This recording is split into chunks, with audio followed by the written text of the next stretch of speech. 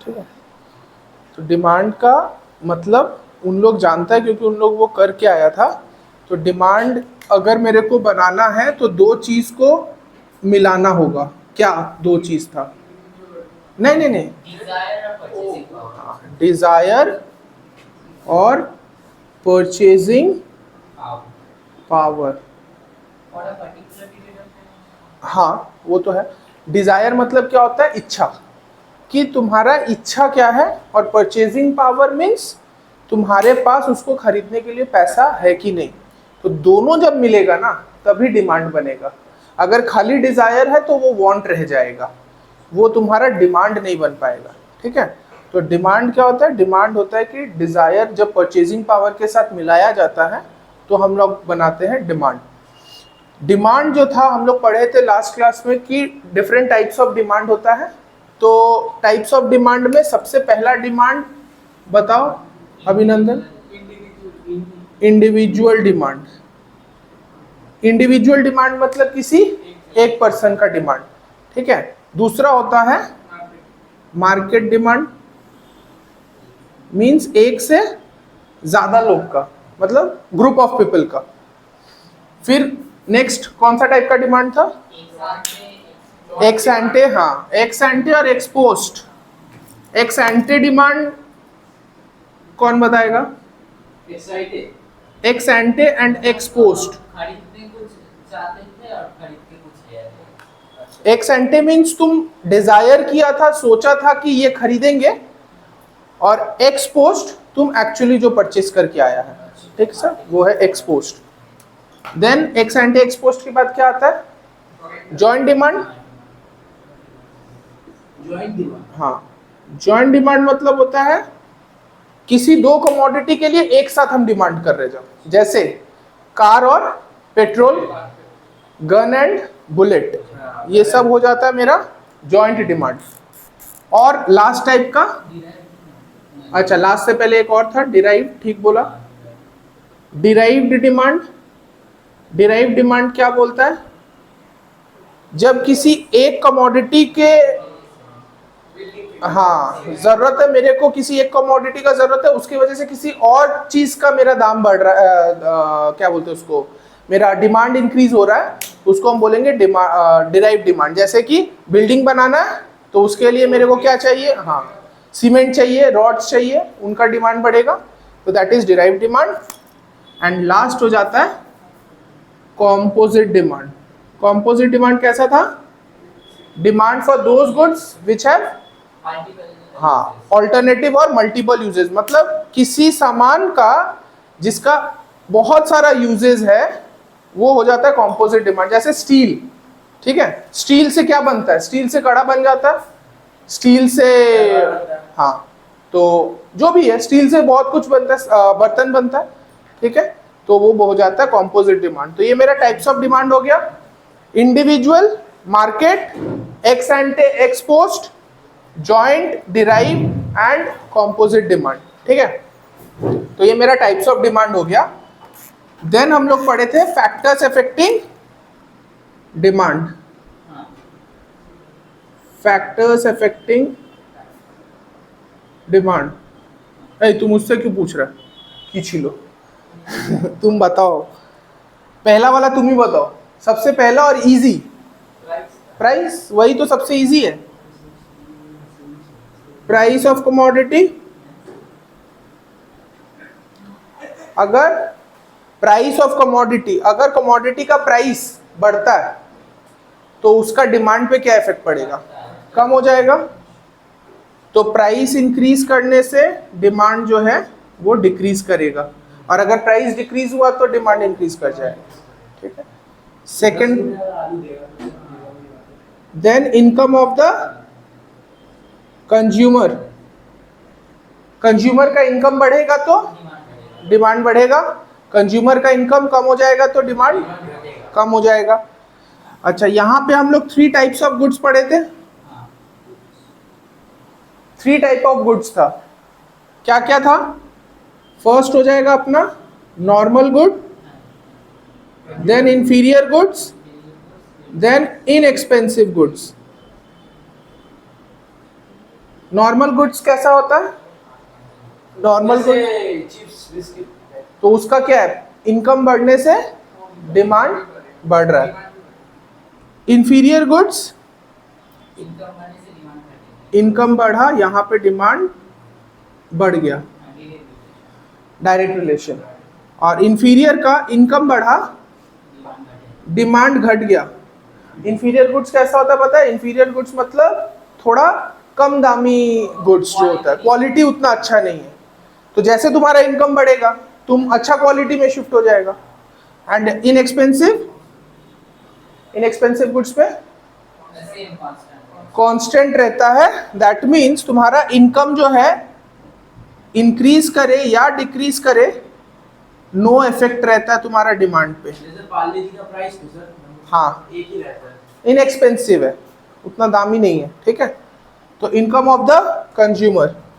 फिर आया थर्ड, अच्छा तीसरा कोई ये फैक्टर जो इफेक्ट करता है डिमांड को? नहीं, प्राइस हो गया, इनकम हो गया, और भी बहुत सारा था। Taste and preference, taste and preference था।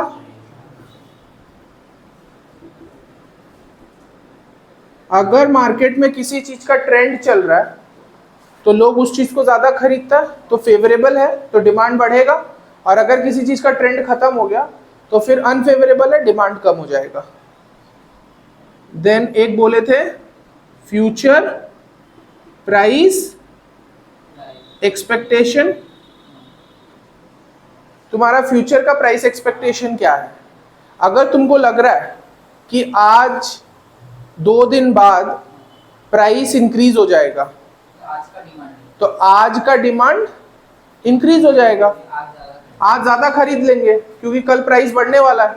और अगर मेरा फ्यूचर प्राइस कम होने वाला है तो हम क्या करेंगे, अभी रोक देंगे डिमांड, बाद में ज्यादा खरीदेंगे। और एक और लास्ट पॉइंट पकड़ लेते हैं, गवर्नमेंट डेमोन्स्ट्रेशन इफेक्ट, ठीक है, अब उसको भी ले सकते हैं। डेमोन्स्ट्रेशन इफेक्ट, डेमोन्स्ट्रेशन इफेक्ट क्या बोलता है? डेमोन्स्ट्रेशन इफेक्ट बोलता है तो अगर उसको दिख रहा है कि इसके पास आईफोन है या अच्छा चीज है, तो उसको देखा देखी वाला सीन कि उसके पास ये सामान है, मेरे को भी वही चाहिए, ठीक है, तो डेमोन्स्ट्रेशन इफेक्ट। और लास्ट हो जाएगा गवर्नमेंट पॉलिसी। गवर्नमेंट पॉलिसी में अगर गवर्नमेंट टैक्स बढ़ा देता है सामान पे तो सामान का दाम बढ़ जाएगा, और दाम बढ़ जाने से डिमांड घट जाएगा। और अगर उल्टा होता है, टैक्स घटा दिया तो डिमांड बढ़ जाएगा, ठीक है। तो ये सारा फैक्टर्स होता है जो डिमांड को इफेक्ट करता है, ठीक है। तो ये 6 फैक्टर्स याद रख लेंगे, price of commodity, income of consumer, taste and preference, future price expectation, demonstration effect and government policy. और भी था, 2 था, हम लोग 6 ही याद रखते हैं। एक और था price of related goods. Price of related goods 2 type का गुड्स होता था, कौन सा? एक सब्स्टिट्यूट, कॉम्प्लीमेंट्री। सब्स्टिट्यूट गुड्स कैसा होता है? पेट्रोल के लिए डीजल, टी कॉफी सबसे बड़ा सब्स्टिट्यूट है। Then Pepsi, Coca Cola substitute. ये नहीं मिला तो वो, दैट मीन्स सेटिस्फैक्शन लेवल दोनों से मेरा एक ही पूरा हो रहा है, लेकिन मेरा कमोडिटी अलग है, ठीक है, सब्स्टिट्यूट कर सकते हैं। Third, second commodity, second type of commodity complementary goods. एक के साथ दूसरा को यूज करना पड़ेगा, कार और पेट्रोल। तो एक चीज हम बताए थे कि सब्स्टिट्यूट गुड्स का कर्व जो है वो कैसा होगा, अपवर्ड स्लोपिंग या डाउनवर्ड स्लोपिंग, सब्स्टिट्यूट गुड्स का। और उससे भी पहले हम एक चीज बोले थे कि सब्स्टिट्यूट गुड्स को कर्व पता करने से पहले ये पता कर लो कि डायरेक्ट रिलेशन है कि इनवर्स रिलेशन है, डायरेक्ट रिलेशन की इनवर्स रिलेशन। तो तुम बताओ, अगर टी का प्राइस इंक्रीज होगा तो कॉफी का डिमांड पे क्या इफेक्ट पड़ेगा? कॉफी का डिमांड बढ़ेगा डायरेक्ट, तो डायरेक्ट रिलेशन, और डायरेक्ट रिलेशन होने से ऑलवेज अपवर्ड स्लोपिंग। और कॉम्प्लीमेंट्री का, कॉम्प्लीमेंट्री हो जाएगा कार एंड पेट्रोल।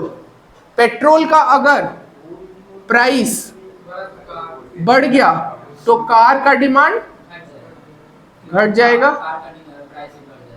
तो ये हो जाएगा डाउनवर्ड स्लोपिंग। तो कॉम्प्लीमेंट्री में हो जाएगा तुम्हारा डाउनवर्ड स्लोपिंग और सब्स्टिट्यूट में हो जाएगा अपवर्ड स्लोपिंग। ठीक है, तो ये दोनों हो गया, टाइप्स ऑफ डिमांड हो गया, फैक्टर्स अफेक्टिंग डिमांड हो गया। देन हम लोग किए थे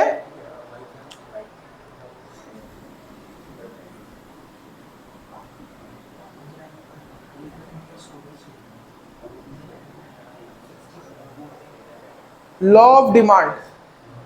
लॉ ऑफ डिमांड बोलता है other things remaining constant, when price of a commodity increases the quantity demanded of that commodity decreases, and when price of a commodity decreases the quantity demanded of that commodity increases। यही law of demand है simple भाषा में, कोई ज्यादा extra कुछ definition नहीं दिया, बस यही बोला। बस ध्यान ये रखना, पहला वर्ड तुमको जरूर लिखना अदर थिंग्स रिमेनिंग कांस्टेंट। वो लोग कांस्टेंट है। अब वो कांस्टेंट क्या चीज था, अजम्पशंस भी पढ़े थे हम लोग, अजम्पशंस भी लिए थे, किसको छोड़कर, बाकी सारा चीज अज्यूम किए थे कि फिक्स रहेगा।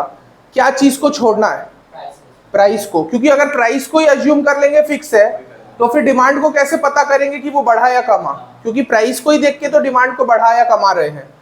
तो other than price of commodity,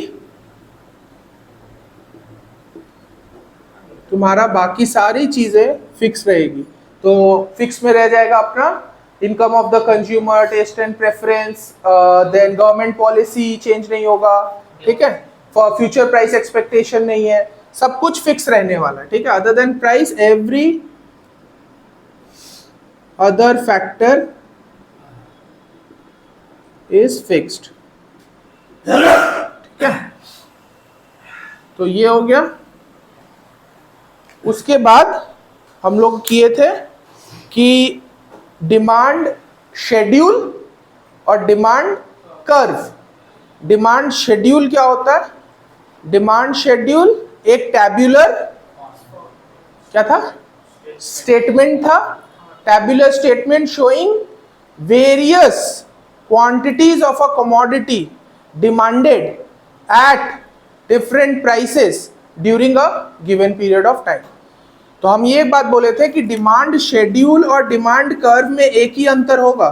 क्या बोलो तो, डिमांड शेड्यूल वो टैब्यूलर है और हाँ ग्राफिकल है। एग्जैक्टली, ये टैब्यूलर है और ये ग्राफिकल है। बाकी डेफिनेशन जो बताए सेम रहने वाला है, खाली टैब्यूलर स्टेटमेंट को रिप्लेस करके ग्राफिकल स्टेटमेंट, सॉरी ग्राफिकल हाँ रिप्रेजेंटेशन, ग्राफिकल रिप्रेजेंटेशन बता देना। ठीक है, अच्छा, फिर बाकी सेम था। Individual demand schedule, market demand schedule, दो टाइप का होता है, और डिमांड कर्व भी सेम दो टाइप का, individual demand curve, market demand curve. ठीक है, अच्छा, आज जो पार्ट है, एक पार्ट अभी छोड़ रहे हैं, वो था अपना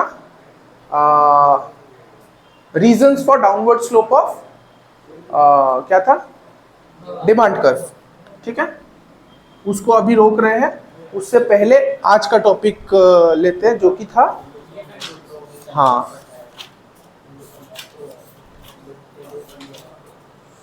exceptions to law of demand.